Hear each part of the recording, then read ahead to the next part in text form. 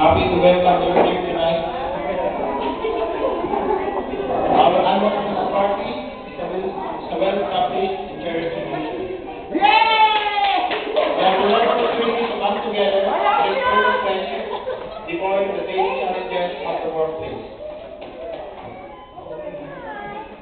As we celebrate this Trinitide season, the promise of hope and salvation is both a gift and inspiration to all of us as we celebrate Christ's birth in this world. The joy the holiday season brings offers us a chance to rekindle our ties with our families and friends while revisiting fond memories of Christmases in the recent past.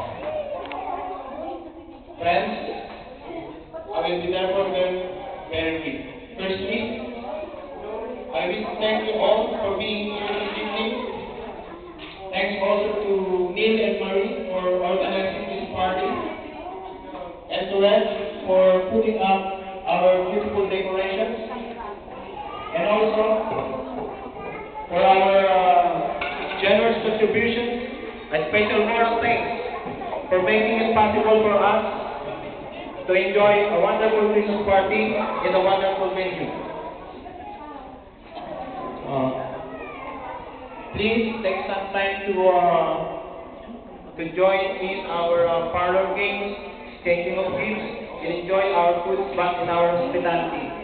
Again, I would like to say thank you all. Merry Christmas to all of us. Glad to see you all. Maligayang Pasko. Mabuhay tayong lahat.